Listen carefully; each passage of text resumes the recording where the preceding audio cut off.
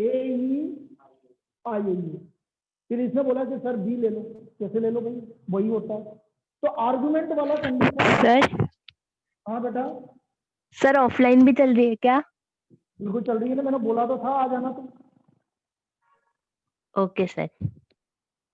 फिर आना, अपन को तेरा वाला भी तो डिस्कस करना है, कब से चालू करेंगे अब। हाँ सर। तो फिर आओ वो डिस्कस करते हैं, आ जाओ, ओके कल से आ जाना अब। Okay sir. ठीक है भाई, जिसको ऑफलाइन आना है वो आ सकता है। चलिए, हम क्या बोल रहे हैं, well defined collection of object. Well defined का मतलब है, मैंने बोला उसमें कोई आर्गुमेंट नहीं करेंगे तो वो उसको वेल डिफाइंड बोलेंगे। तो मैंने एक एग्जांपल बोला, vowels, vowels of English alphabet, कोई आर्गुमेंट नहीं है, AEIOU ही होगा, ठीक है। लेकिन मैंने बोल दिया कि best batsman of Indian cricket team, argument आ गया। इन्होंने बोला विराट कोहली, तो तुम उसको अपोज करने लग जाओगे। हो सकता है कि उन्होंने कुछ बोला तो तुम अपोज करने लग जाओगे, तो आर्गुमेंट है, तो वो आपका बेस्ट कलेक्शन नहीं है, वेल डिफाइंड नहीं है। तो well defined collection of object is called set, उसको सेट बोलते हैं। एग्जांपल,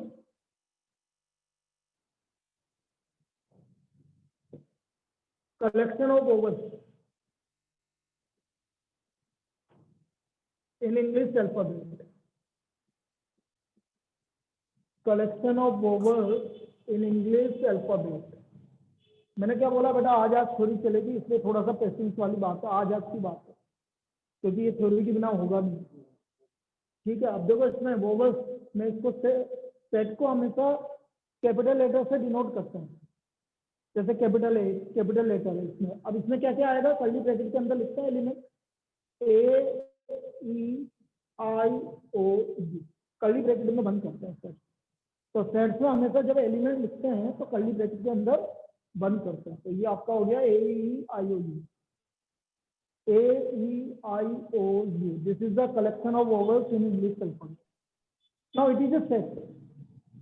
फिर मैंने क्या बोला, example of not a set, example of not a set, best batsman of Indian cricket team, of Indian cricket team.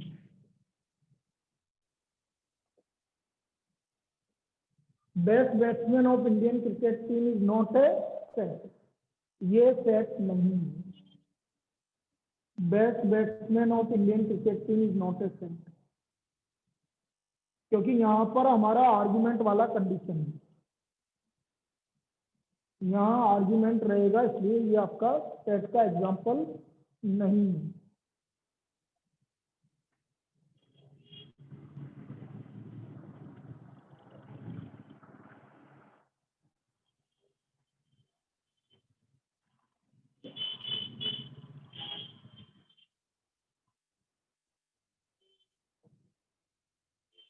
वैसे राहुल पॉसिबल हो ना तो ऊपर लिया ना साइकिल, कोई दिक्कत नहीं, PDF आ जाएगी, इसमें क्या सेफ्टी रहेगी।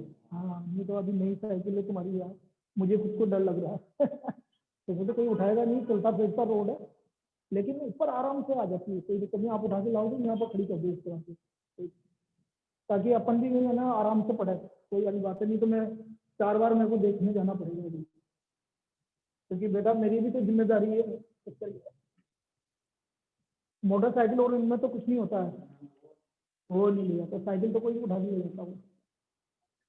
हाँ चलिए, ये तो क्लियर है। अब जितने भी सेट्स हैं उनको हम कैपिटल लेटर से डिनोट करते हैं, ABCD, कैपिटल लेटर से सेट्स को डिनोट करेंगे। जैसे कोई भी आपका सेट आ गया, मैंने बोला prime number less than 10, prime number less than 10,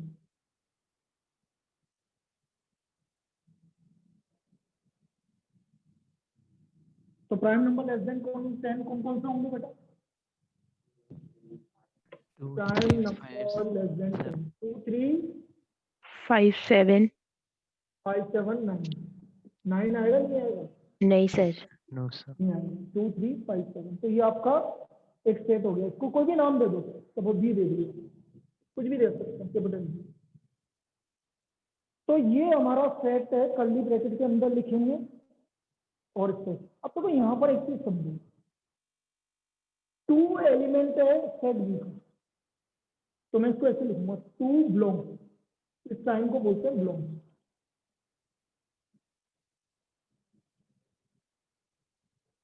इसका मतलब 2 is a element of set B. 2 किसका एलिमेंट है? सेट बी का एलिमेंट है। तो मैं इसको ऐसे बोल सकता हूँ 2 is an element of set B. 2 set B का एलिमेंट है। फिर मैं आपसे बोल रहा हूँ कि 3, सपोज मैंने बोला 4, क्या 4 एलिमेंट है क्या? सेट बी का एलिमेंट है क्या 4? तो मैं इसको बोलूंगा No, sir. 4 does not belong. इसको डज नॉट बिलोंग का साइन है, डज नॉट बिलोंग। तो 4 is not an element of set B. 4 set B का एलिमेंट नहीं, ठीक है। 4 is not an element of set B. तो 4 does not belongs to set B. नीचे एक साइकिल, इसकी साइकिल खड़ी है, कल से तो ये ऊपर ले आएगा, तो एक बार देख कर रहना बीच में, है ना। नई साइकिल है। हाँ। तो 4 does not belongs to set B. तो इसका मतलब ये साइन हुआ आपका बिलोंग्स का, और ये साइन किसका हो गया बेटा? डज नॉट बिलोंग्स का। क्लियर है? इसमें कोई दिक्कत नहीं। चलिए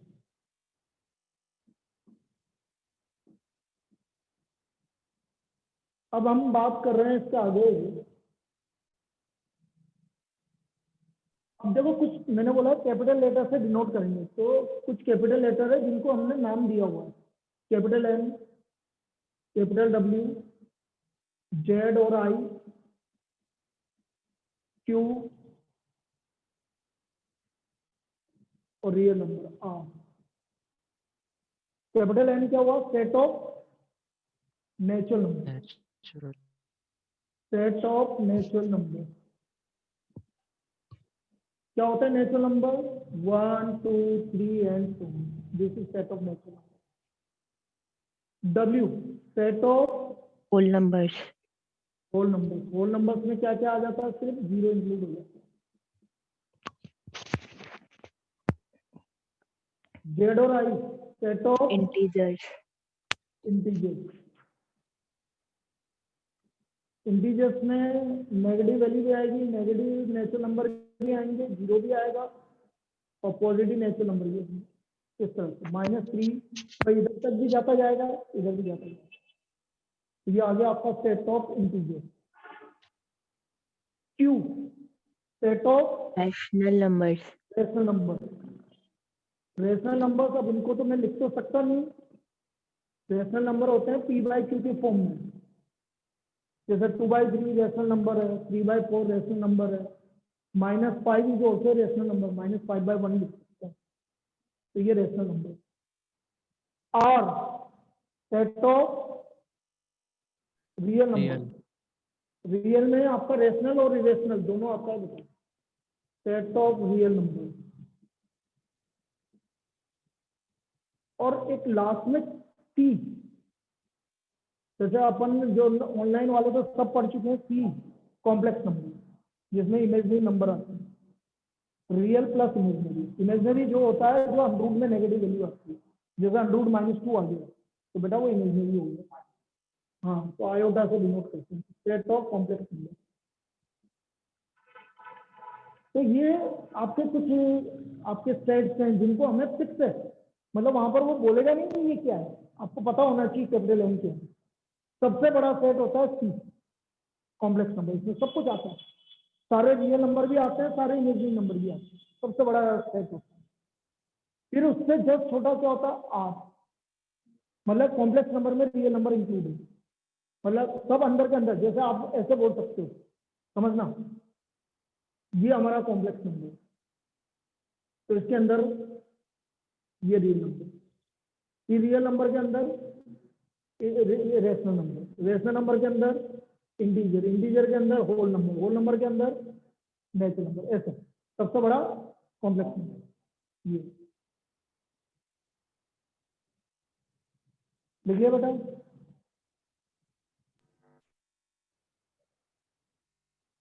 यस सर।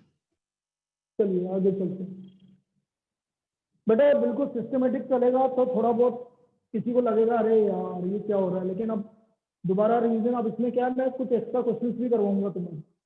मतलब बहुत टाइम है अपने पास, एक बार पढ़ चुके हो आप, अब बिल्कुल और अच्छी तरीके से मतलब और ज्यादा क्वेश्चंस और प्रैक्टिस करेंगे। एक बार मैं अटेंडेंस देख लेता हूँ। अटेंडेंस 4 जने कम है। ध्रुव एक तो वो मैरिज में गया हुआ है, और विष्णुकांत बेटा अब तो आ जाए, कोटा तो आ जाए कल क्लास में। यस सर, कल से आ जाऊंगा सर। दिया नहीं है, ध्रुव दिया 2 जने और हैं। और कौन है बेटा बोलो। ध्रुव दिया और कौन है, 2 जने और हैं। अक्षत 3, चौथा एक और कौन है, ढूंढो भाई कौन है। मानव नहीं है यार, आज क्या बात है। ठीक है मानव, 4 जने नहीं है। चलो इनको कांटेक्ट करते हैं क्लास के बाद। तो ये आ गया भैया। अब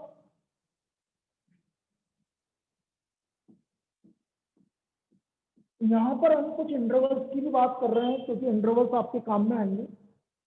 type of interval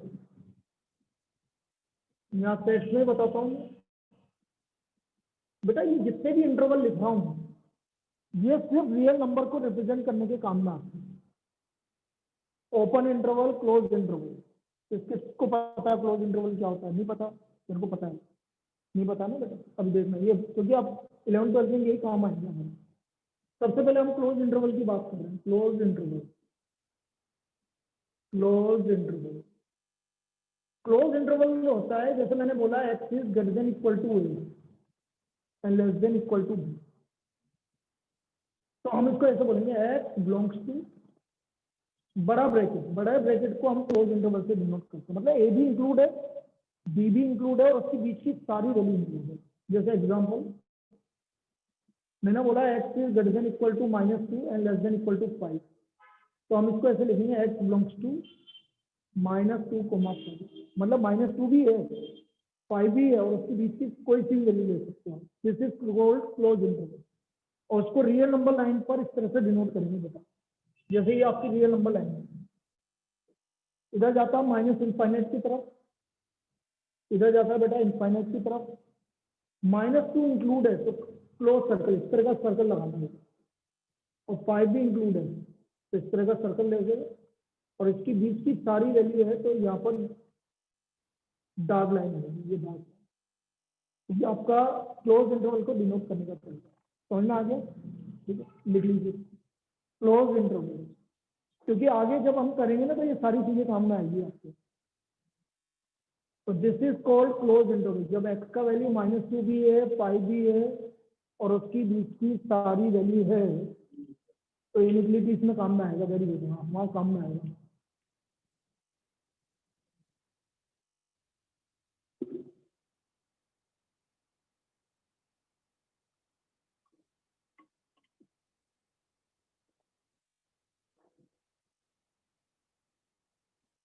Now second, open interval. Open interval.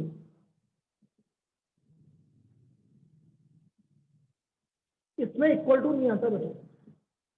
X is greater than A less than B, मतलब इसमें ए और बी इंक्लूड नहीं होते, लेकिन उसके बीच की सारी रियल वैल्यू। मतलब आप इसको ऐसे डिनोट करोगे X belongs to small bracket.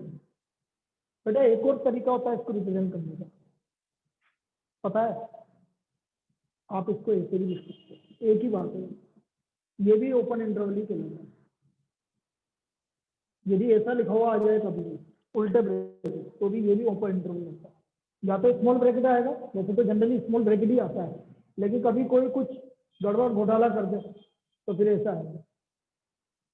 ठीक है, तो ओपन इंटरवल आपका ए कोमा बी,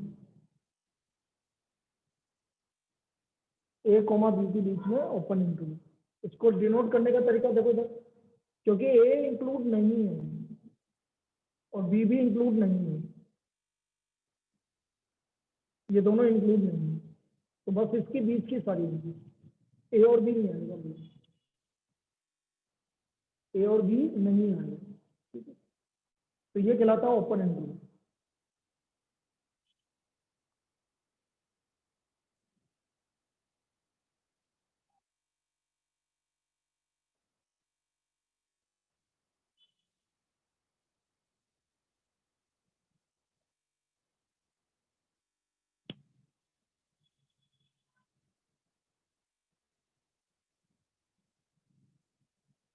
क्लियर है बेटा? Yes sir. विष्णुकांत तो पहली बार पढ़ रहा है, क्लियर है? Yes sir.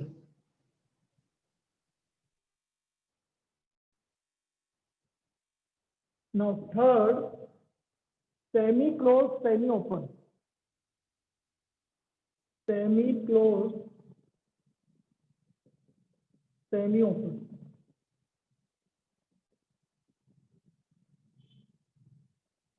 Semi close semi open. भाई सेमी क्लोज सेमी ओपन मतलब इस तरह से, X is greater than equal to A and less than B, मतलब स्टार्टिंग में इक्वल टू आ रहा है और लास्ट में नहीं आ रहा है, तो सेमी क्लोज सेमी ओपन। तो इसको मैं इस तरह से लिखूंगा बेटा, एक्स बिलोंग्स टू ए की तरफ तो बड़ा ब्रैकेट आ जाएगा और बी की तरफ छोटा ब्रैकेट, क्योंकि बी इंक्लूड नहीं है। जैसे एग्जांपल मैंने आपसे बोला कि X is greater than equal to -3 and less than 1, तो मैं इसको ऐसे बोलूंगा बेटा, -3 इंक्लूड है लेकिन 1 इंक्लूड नहीं है, इसलिए सेमी क्लोज सेमी ओपन। ठीक है बेटा, क्लियर है ना? लिख लीजिए, semi close semi open.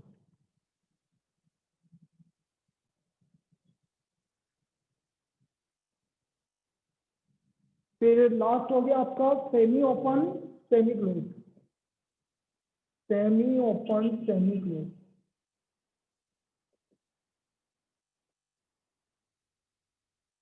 X is greater than A less than equal to B, तो ए इंक्लूड नहीं है, बी इंक्लूड है, ए इंक्लूड नहीं है, बी इंक्लूड है, तो X is greater than A less than equal to B. जैसे example, X is greater than 2 less than equal to 5, तो 2 इंक्लूड नहीं है तो छोटा और 5 इंक्लूड है तो बड़ा। ठीक है, जो इंक्लूड होगा वहां बड़ा ब्रैकेट आएगा, जो इंक्लूड नहीं होगा वहां छोटा ब्रैकेट आएगा।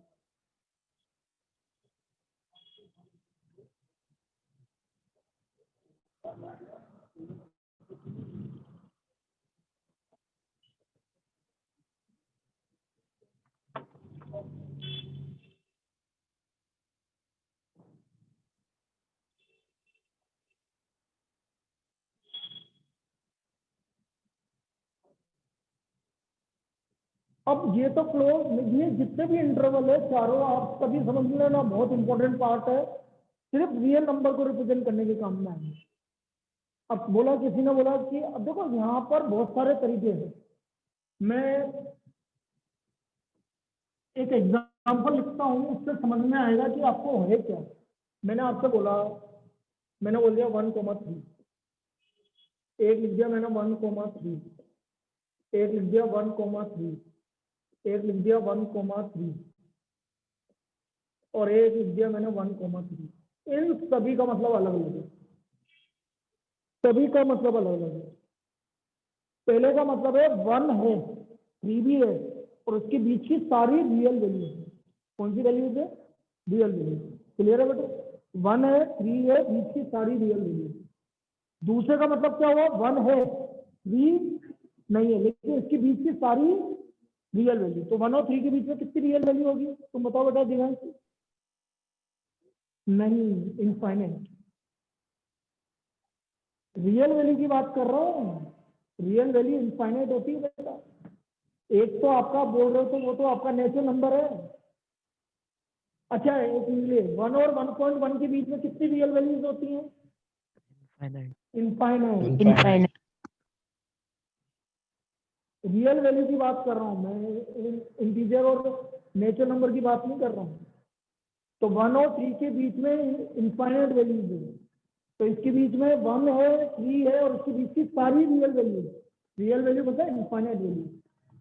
1 है 3 नहीं है लेकिन बीच की सारी रियल वैल्यू मतलब इनफाइनाइट वैल्यू। 1 नहीं है 3 है, इसके बीच की सारी रियल वैल्यू। 1 भी नहीं है 3 भी नहीं है लेकिन इसके बीच की सारी, और यहाँ का मतलब ओनली 1 और 3 है। इंडिविजुअल वैल्यू को डिनोट करने के लिए हमेशा कौन सा ब्रैकेट काम में आता है? Curly bracket. मतलब सिर्फ 2 वैल्यू है, एक तो 1 है और एक 3 है और उसके बीच में कुछ भी नहीं है, ओनली 2 वैल्यू है। तो ये इंडिविजुअल वैल्यू को रिप्रेजेंट करने के काम में है। मतलब रियल नंबर के अलावा इंडिविजुअल वैल्यूज मतलब natural number, whole number, integers, इनको रिप्रेजेंट करने के काम में लिया। ठीक है, क्लियर है?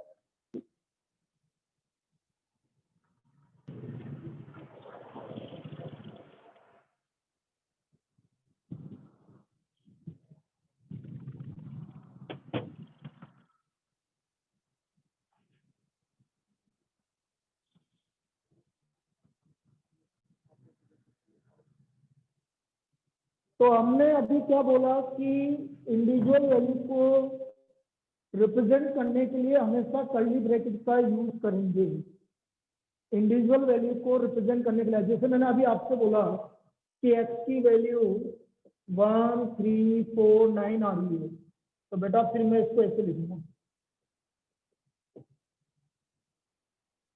फिर वो कर्ली ब्रैकेट में जाएगा और कैसे भी नहीं जाएगा ये, क्योंकि ये अलग अलग डिफरेंट वैल्यूज है, इंडिविजुअल वैल्यूज है। तो इंडिविजुअल वैल्यू को हमेशा कर्ली ब्रैकेट से रिप्रेजेंट करते हैं। रियल वैल्यू को हमेशा ओपन इंटरवल या क्लोज इंटरवल से रिप्रेजेंट करते हैं। क्लियर है? अब देखो यहाँ पर एक चीज समझो, मैंने यहाँ पर बेटा सभी समझना, क्योंकि ये आगे का भी पार्ट है, आगे भी आपके काम में आएगा और हर जगह काम में आएगा। जैसे मैंने अभी कभी आपसे बोला x is greater than equal to 2, तो ये बोल रहा है 2 और 2 से ज्यादा, तो ज्यादा कहां तक जाता है बेटा? 2 से इनफाइनाइट। ज्यादा कहां तक जाएगा? इनफाइनाइट तक। तो बेटा इसको ऐसे लिखेंगे x बिलोंग्स टू 2, क्योंकि इक्वल टू लग रहा है इसलिए बड़ा ब्रैकेट, और इनफाइनाइट कभी भी इनफाइनाइट और माइनस इनफाइनाइट इंक्लूड नहीं है, तो वो हमेशा ओपन ब्रैकेट। तो इसका आ गया x belongs to 2 to infinite. 2 include है लेकिन इनफाइनाइट इंक्लूड नहीं। पहला एग्जाम्पल क्लियर है? लिखो, और भी बता रहा हूँ बेटा, बाकी सब भी लिखते रहो बेटा। बिल्कुल अलग तरीके से करेंगे इस बार, बहुत डीप में जाऊंगा इस बार, ध्यान से समझना आपके और अच्छा रीजन, क्योंकि बिल्कुल वैसे ही पढ़ाऊंगा पिछली वाले की तरह, तो फिर आप और बोर हो जाओगे। पिछला वाला करा वो तो ठीक है ही, लेकिन और रीजन के लिए और डीप में जाएंगे ताकि आपको इंटरेस्ट बना रहे। नहीं तो कोई स्टूडेंट तो बोलेगा सर मैं तो सेट चौथी बार पढ़ रहा हूँ। होंगे भाई, चौथी बार भी पढ़ रहे होंगे, कितने जने सेट चौथी बार भी पढ़ रहे होंगे, बहुत सारे लोग। तो करना कितनी बार पढ़ लिया है? करना गायब हो गई है? Yes sir. कितनी बार पढ़ लिया सेट है? सर मुझसे पूछ रहे हैं आंचल से। कोई भी बता दो कितनी बार पढ़ लिया? 5 बार सर। 5 बार पढ़ लिया तो वही है ना, इसलिए तो अपन को बिल्कुल इंटरेस्ट बना रहना चाहिए, बस वो चीज बोल रहा हूँ।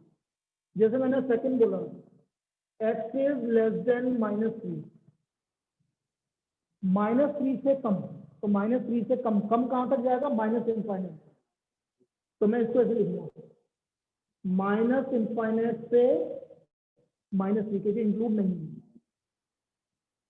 इनफाइनाइट जाएगा तो इधर की तरफ आएगा, माइनस इनफाइनाइट आएगा तो इधर की तरफ। ये समझ में आ गया?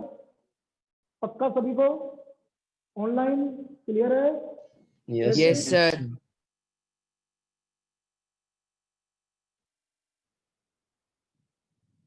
x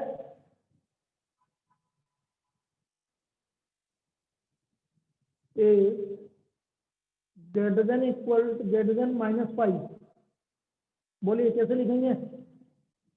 -5 to ∞. -5 to infinity. -5 include नहीं है इसलिए ऐसे लिखेंगे। मैंने लिख दिया x is less than equal to 4। कैसे लिखेंगे? -इंफिनिटी टू 4 इंक्लूड है इसलिए बड़ा ब्रैकेट। बेटा इसमें कंफ्यूजन तो नहीं हो रहा तेरे को ध्यान से? पक्का?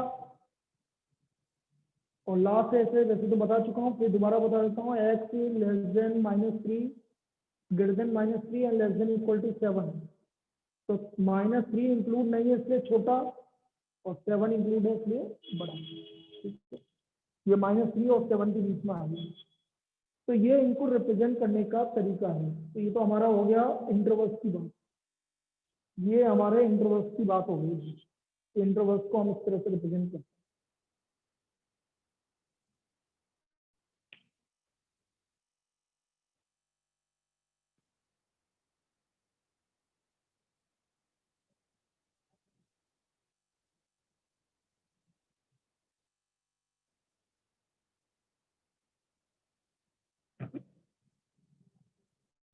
चलिए अब लिखो टेक्स्ट को हम किस तरह से लिखेंगे? Description of text. टेक्स्ट को लिखने के कितने तरीके हैं? Description of text. पहला फॉर्म है रोस्टर और टेबुलर फॉर्म। रोस्टर और टेबुलर फॉर्म। रोस्टर और tabular form.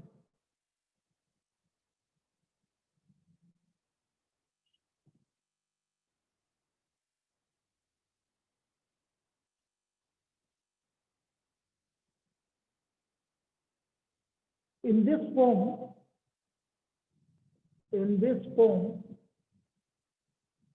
elements are written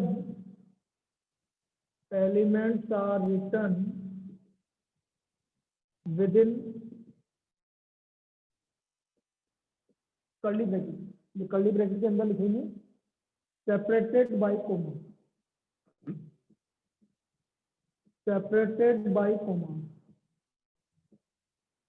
मतलब एलिमेंट को हम कर्ली ब्रैकेट के अंदर लिखेंगे और जिसको हम सेपरेट करेंगे कोमा से।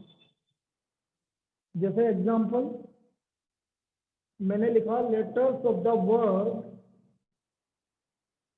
Mathematics. Letters of the word mathematics, इसका सेट बनाना है। इसका मतलब हमें रोस्टर फॉर्म लिखना है। तो बेटा इसका रोस्टर फॉर्म क्या होगा इधर समझो। कोई भी नाम दे दो, ए कोई। अब हमें इसके लेटर्स लिखना है। एम, ए, टी, एच, ई। रिपीट नहीं करना, ठीक है? एक ही बार काउंट होता है। एम नहीं आएगा, ए नहीं आएगा, टी नहीं आएगा, आई, टी, एच। फिर किसी ने बोला सर मैं तो ऐसे लिखूंगा, आई, एम, टी, ई, ए, टी, एच। 1 2 3 4 एक और रह गया, कौन रह गया? एच। तो बेटा कोई दिक्कत नहीं, ये भी यही है, इससे कोई फर्क नहीं पड़ता। आप किसी को भी किसी भी ऑर्डर में लिख दो, उससे कोई फर्क नहीं पड़ता। ऑर्डर इंपॉर्टेंट नहीं है और रिपीटेशन इंपॉर्टेंट नहीं है। आप लिख दोगे तो भी काउंट एक ही बार होगा। भाई मैं आपसे पूछूं कि ए के अंदर कितने एलिमेंट्स हैं? नंबर ऑफ एलिमेंट कितने काउंट करो ए के अंदर? 8 एलिमेंट। अब ऐसा नहीं कि ऊपर वाला काउंट कर लिया ना, जो एक बार आ रहा है वही काउंट होगा, चाहे लिख दोगे तो भी एक बार काउंट होगा। जैसे मैंने कभी आपसे बोल दिया ए इक्वल टू, आपको ये दे दिया 1 2 1 2 2 2 1 2 3 2 1। अब मैं आपसे पूछा हूँ कितने एलिमेंट है? 3 1 2 3 बस। अब वो आपका लिखा हुआ आ जाए कोई दिक्कत नहीं, एक ही बात है। मतलब किसी ने ये लिखा और किसी ने ये लिखा, एक ही बात है, दोनों सेम है, 3 ही एलिमेंट है बस। आप एक को 10 बार लिखो ना, उससे कोई फर्क नहीं पड़ता। तो एलिमेंट आपको 3 ही होंगे। तो ये सेट है हो गया भैया। मतलब इस तरह से आपका रोस्टर फॉर्म मतलब एलिमेंट्स को लिखना, एलिमेंट को लिखना रोस्टर फॉर्म कहलाता है।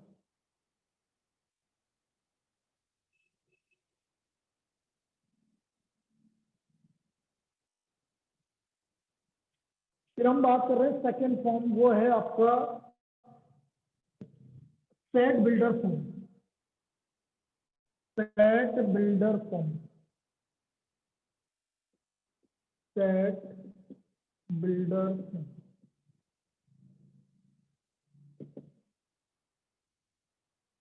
सेट बिल्डर फॉर्म में हम एलिमेंट नहीं लिखते, हम सिर्फ उसकी प्रॉपर्टीज लिखते हैं। एलिमेंट नहीं लिखेंगे, बस प्रॉपर्टी से डिनोट कर देंगे। तो इसमें लिखिए आप इसकी definition. In this form, in this form set is described by, in this form set is described by a characterizing property,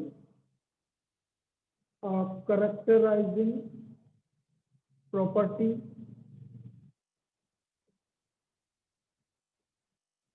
इस तरह से at such date, ये वाला फॉर्म इसको बोलते हैं सच डेट। हाँ, ये दोनों वही बोलते हैं, अभी वही बता रहा था। एक्स सच डेट, दोनों सच डेट है, दोनों का मतलब सही है। P X hold, P X hold का मतलब जो भी प्रॉपर्टी होगी, अभी समझाएंगे, एग्जांपल देके समझाएंगे। P X hold, this is set builder form, ये आपका सेट बिल्डअप फॉर्म है। पी एक्स होल्ड,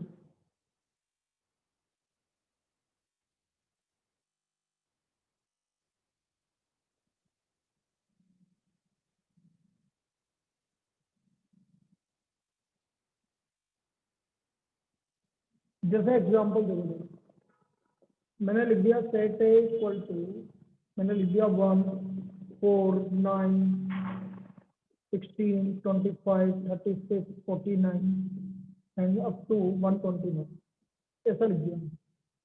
अब मुझे इसको, ये तो रोस्टर फॉर्म है जो मैंने लिखा है, ये पहला वाला जो लिखा है वो क्या है, रोस्टर फॉर्म। अब मुझे इसको set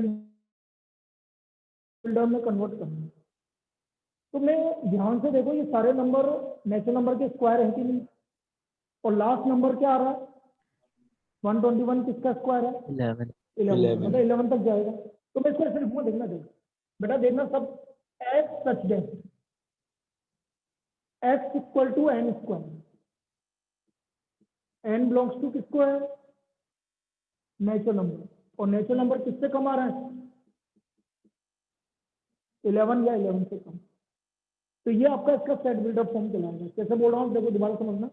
x such that X equal to N square, जो भी नंबर है उसका स्क्वायर आएगा। एन किसको बिलोंग कर रहा है, नेचुरल नंबर, और एन की वैल्यू किससे कम आएगी 11 और 11 से कम। तो 11 और 11 से कम कौन कौन सी वैल्यू आई 1 2 3 अप टू 11। तो 1 रखोगे तो 1 का स्क्वायर, 2 रखोगे तो 2 का स्क्वायर। बेटा सभी को समझ में आया, बोलिए online student. Yes sir. Anukant clear है? Yes sir. Yes sir. चलिए लिखिए। तो this is called set builder form. और एग्जांपल ले रहा हूँ अभी सेट बिल्डर।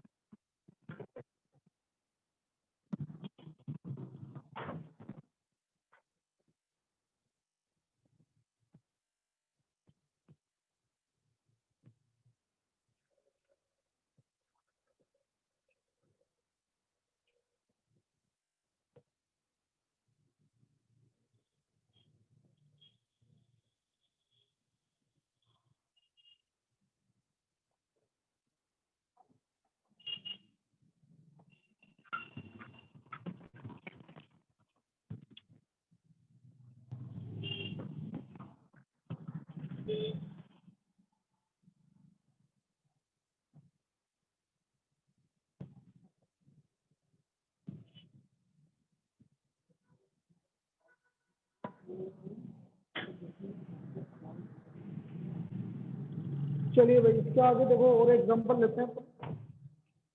नेक्स्ट, जैसे सेट बी इक्वल टू, उसको हम चेंज करेंगे वापस से, मैं सेट बिल्डर फॉर्म में कन्वर्ट करूंगा। सेट बी इक्वल टू, जैसे मैंने बोल दिया 1/2, जैसे तो आप बहुत बार कर चुके हैं, 2/5, 3/10, 4/17, 5/26, 6/37 और 7/50। अब ये हमारा है क्या है, रोस्टर फॉर्म। इस रोस्टर फॉर्म को सेट बिल्डर फॉर्म में कन्वर्ट करना है। ऊपर पे देख लो नेचुरल नंबर आ रहा है 1 to 7, 1 to 3 अप टू 7। नीचे क्या आ रहा है देखो, नीचे क्या आ रहा है,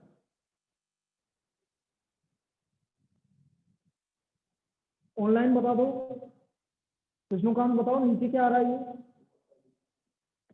सर इंटू 2+1 ऊपर वाले का, न्यूमरेटर का।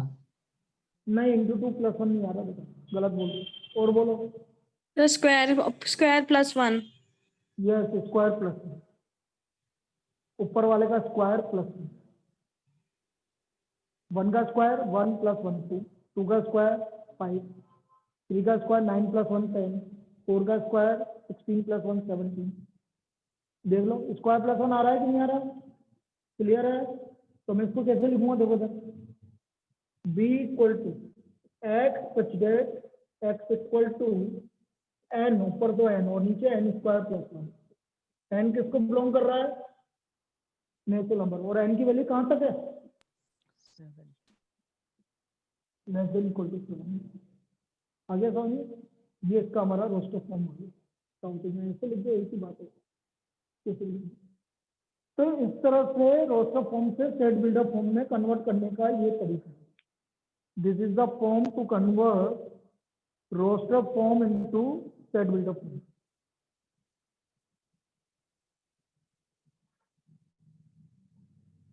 और एक अभी मैं रोस्टर सेट बिल्डर को रोस्टर में कन्वर्ट करके बता देता हूँ तुम्हें, वो कैसे कन्वर्ट होगा वो भी देख लेते हैं।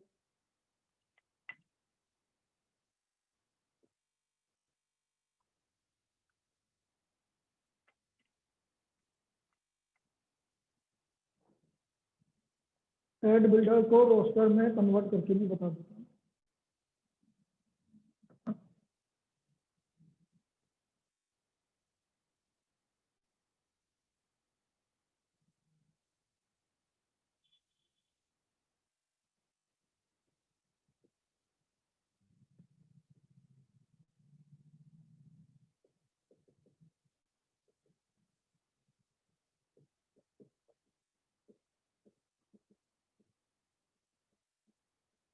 चलिए नेक्स्ट देखो, लिखो भाई, next problem, convert x such that x belongs to z and x square less than 20, x square less than 20, 20 से कम, उसको हमें रोस्टर फॉर्म में कन्वर्ट करना है। x स्क्वायर लेस देन 20, तो बेटा इंटीजर में क्या क्या आएंगे, कौन बताएगा? -20 से कम -2 बताएंगे भाई, क्या क्या आएंगे? सर -4 से 4। बिल्कुल सही है, ऑनलाइन तो सही बता दिया, तुम बताओ। बिल्कुल सही है। -4 का स्क्वायर कितना होता है, 16। -5 नहीं आएगा, -5 का स्क्वायर 25 होता है, तो ये 20 से कम, तो देखो -4 आएगा, -3 आएगा, -2 आएगा, -1 आएगा, 0 आएगा, 1 आएगा, 2 आएगा, 3 आएगा, 4 आएगा। ये हमारा इसका वैल्यू हो गया, ये हमारा रोस्टर फॉर्म में कन्वर्ट हो गया। उसने बोला ऐसा नंबर लो जिसका स्क्वायर 20 से कम हो इंटीजर्स में, तो -5 लेंगे तो बेटा -5 का स्क्वायर तो 25 हो जाएगा। तो स्टार्ट कहाँ से होगा, -4 से लेकर 4 तक होगा।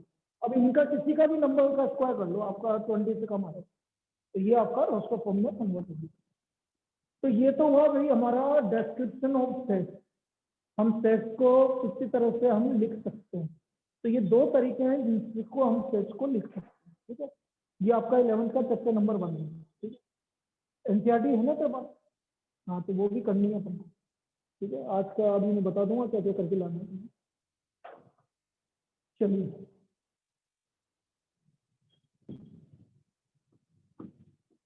अब लिखिए type of set, types of set.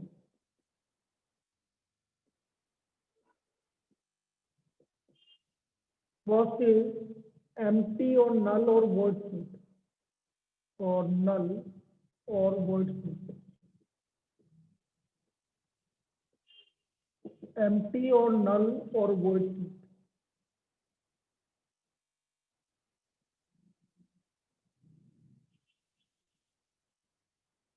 Empty मतलब खाली। It is denoted by 5। ये वाला और सिंबल कहलाता 5, FI 5। और सिंपल आप कर्ली ब्रैकेट को ऐसे लिख दोगे तो वो भी आपका एम्प्टी सेट कहलाएगा भाई, कुछ भी नहीं है मतलब empty set. It is denoted by, अब इसका मतलब क्या हुआ, ऐसा सेट जिसके अंदर एक भी एलिमेंट नहीं है, खाली है। एम्प्टी सेट का मतलब है कि ऐसा सेट जिसके अंदर एक भी एलिमेंट नहीं है।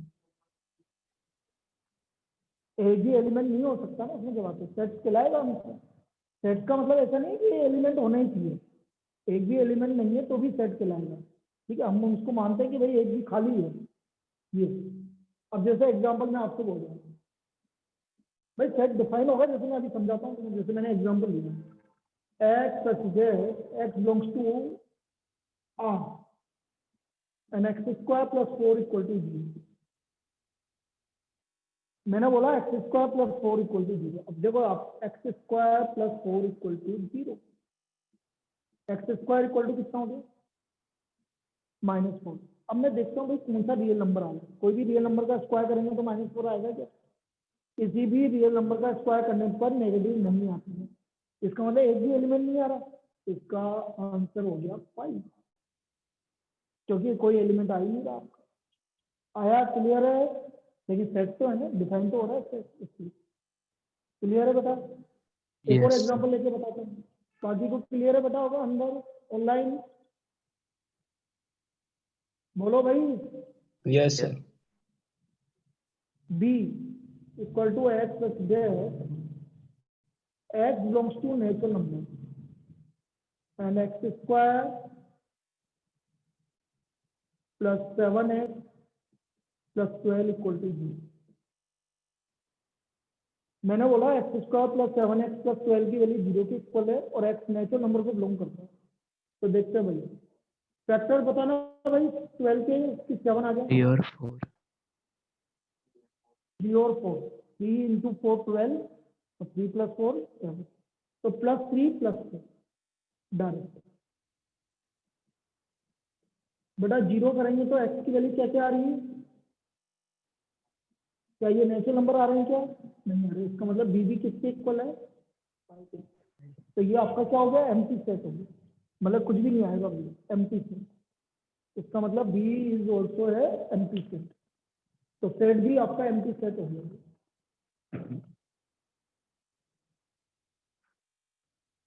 क्लियर है सभी को? Yes sir. Yes sir.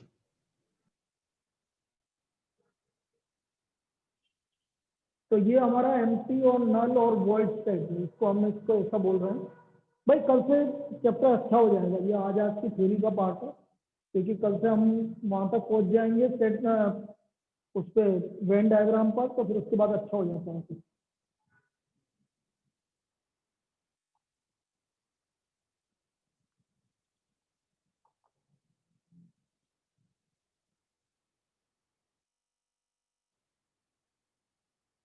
तुम दोनों मेरे को इस नंबर पर या इस नंबर पर, किसी भी नंबर पर व्हाट्सअप कर देना अपना व्हाट्सअप नंबर। इन दोनों में से किसी भी नंबर को व्हाट्सअप कर देना, ताकि मैं तुम्हें ग्रुप पे इंक्लूड कर दूंगा, ठीक है। 9829085406 या 8619185888 किसी पे भी कर दीजिए, कोई दिक्कत नहीं। ताकि आपको ग्रुप पे इंक्लूड कर दूंगा, क्योंकि अभी मैं आधे घंटे बाद ही डाल दूंगा इसकी। हाँ इसको डाल दो, कोई बात नहीं, एक ही बात है, मेरे पास दोनों है इसमें।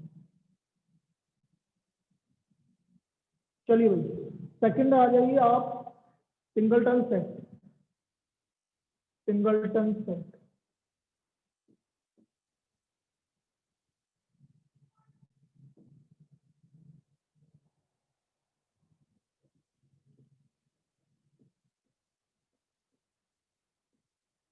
भाई, सिंगलटन सेट का मतलब है ऐसा सेट जिसके अंदर सिंगल, जैसे सिंगल बोल रहा है ना, सिंगल का मतलब है सिंगल एलिमेंट। एक सिंगल एलिमेंट आ गया जिस सेट के अंदर, a set which contain single element, a set which contain single element, single element is called singleton set. Singleton set ऐसा सेट जिसके अंदर सिंगल एलिमेंट होता है उसको हम सिंगलटन सेट बोलते हैं। This is called singleton set. जैसे एग्जांपल एक ले लेते हैं अपन, a equal to x such that x square minus 7x minus 16 equal to 0, x belongs to natural number. मैंने ऐसा बोल दिया, x square minus 7x minus 60 equal to 0, x belongs to natural number. अब बेटा x square minus 7x minus 60 के एक से factor करो, देखो ये माइनस में आ रहा मतलब डिफरेंस, दो नंबर का डिफरेंस 7 आना चाहिए। 12 and 5. तो 12 and 5, अब बीच में माइनस आ रहा है तो मतलब माइनस बड़ा वाला आएगा, छोटा वाला प्लस का, ऐसे डायरेक्ट लिखते हैं भाई। 60 माइनस का आ रहा है तो दो नंबर का डिफरेंस 7 आना चाहिए, और बीच में माइनस आ रहा है तो बड़ा वाला माइनस का आएगा, छोटा वाला प्लस का, ऐसे डायरेक्ट करते हैं। तो यहाँ से x का वैल्यू 12 आ गया और x का वैल्यू माइनस 5 आ गया। अब इन दोनों में से नेचुरल नंबर कौन सा है? 12. 12। तो इसका आंसर सिर्फ एक ही आएगा, वो है 12। तो ये सिंगल एलिमेंट आ रहा है, इसलिए हम इसको कौन सा सेट बोल रहे हैं? Singleton set. नहीं नहीं नहीं नहीं, यदि बीच में प्लस आया है तो बड़ा वाला प्लस का आएगा, जैसे ये आ गया प्लस का, तो ये प्लस का आएगा और ये माइनस का आएगा। यहाँ प्लस आएगा तब दोनों प्लस का है, फिर वो देखना पड़ेगा। यहाँ पर प्लस आएगा, देखो मैं तुम्हें इसको पहले इसको समझ लें, मैं अभी समझा रहा हूँ, फिर जो कंफ्यूजन है वो मैं बता, पहले इसको कर लो, फिर मैं तुम्हें इसका लॉजिक बताता हूँ कि क्या होता है।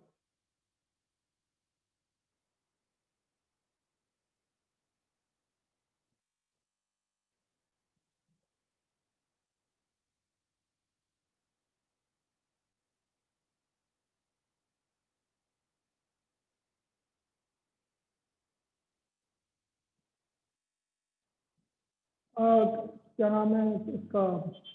कंगना, कंगना, अरे कहाँ गई कंगना? चलो ये गायब भी होगी। नहीं नहीं नहीं, वो कट जाता, कभी कभी सिग्नल कट गया होगा। अब देखो, तुम जो पूछ रहे हो ना बेटा, उसमें क्या होता है, देखो मैं 2-3 तरह की चीजें एग्जाम्पल देकर समझाता हूँ। जैसे मैंने आपको बोला X square minus 7x plus 3, ये 12 है प्लस का, ये भी पॉजिटिव है, ये भी पॉजिटिव। पॉजिटिव है तो या तो दोनों प्लस के आएंगे या दोनों माइनस के आएंगे। बीच में क्या आ रहा है? तो दोनों नेगेटिव है। तो 12 को ऐसे दो नंबर लो, ऐड करो जिनका 12 आ गया, 4 3, लेकिन माइनस का आ रहा है बीच में, इसलिए दोनों नेगेटिव है। आगे समझ, सपोज यहाँ पर प्लस होता है तो बीच में प्लस आ रहा है तो दोनों प्लस के आएंगे। आगे समझ, सपोज यहाँ पर माइनस आ गया, सपोज ये माइनस 12 आ गया और यहाँ पर मैंने माइनस 1 लिख दिया, तो ये नेगेटिव आ रहा है तो एक प्लस का आएगा, एक माइनस का आएगा। तो दो नंबर ऐसे लो जिनका डिफरेंस 1 का आ रहा है, मतलब डिफरेंस लेना है, तो माइनस का मतलब डिफरेंस लेना है। तो 4 और 3, तो नेगेटिव आ रहा है तो बड़ा वाला माइनस का आएगा, छोटा वाला प्लस। बस सिंपल सा आंसर, क्लियर है, ताकि आपको फैक्टर हो। तो ये हमारा सेकंड था भाई सिंगलटन सेट। एक होता है हमारा कार्डिनल नंबर, इसको तो अपन लिख लो, लेकिन इसी में कार्डिनल नंबर ऑफ सेट, क्योंकि यही काम आएगा आगे। कार्डिनल नंबर ऑफ सेट, कि कार्डिनल नंबर मतलब कितने एलिमेंट है सेट के अंदर। कार्डिनल नंबर का मतलब ये होता है नंबर ऑफ एलिमेंट, इसमें डेफिनेशन लिखी, number of element in any set A is called cardinal number of set A and is denoted by n small n bracket A, and is denoted by small n bracket A. This is called cardinal number of the set. Example जैसे मैंने आपको बोला A equal to -1 2 3 2 4 5 6। अब बेटा count करके बताओ कि इस सेट के अंदर कितने एलिमेंट हैं। 1 2 3 4 5 6। 2 को इंक्लूड नहीं करेंगे क्योंकि 2 बार आएंगे, तो मैं बोलूंगा number of element in set A is equal to 6। This is called cardinal number. तो ये कार्डिनल नंबर है सेट ए को, कितने एलिमेंट है सेट ए के अंदर, उसको हम कार्डिनल नंबर बोलेंगे।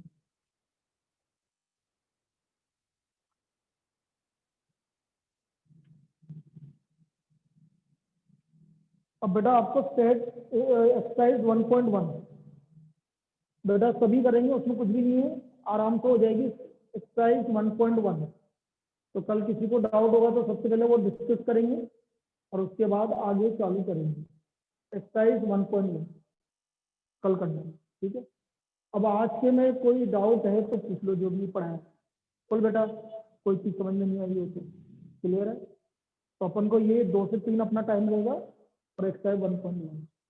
तेरा फिजिक्स केमिस्ट्री का मैं उनका नंबर, यही वाला नंबर दे दूँ जिससे फोन किया था सर को, ठीक है ना। तो वो आपसे आके बात कर लेंगे, मैंने बात तो कर ली है, मैं तुम्हें बता देता हूँ क्या बात की है मैंने, ठीक है। चलो ठीक है बेटा, मिलते हैं फिर कल। Thank you.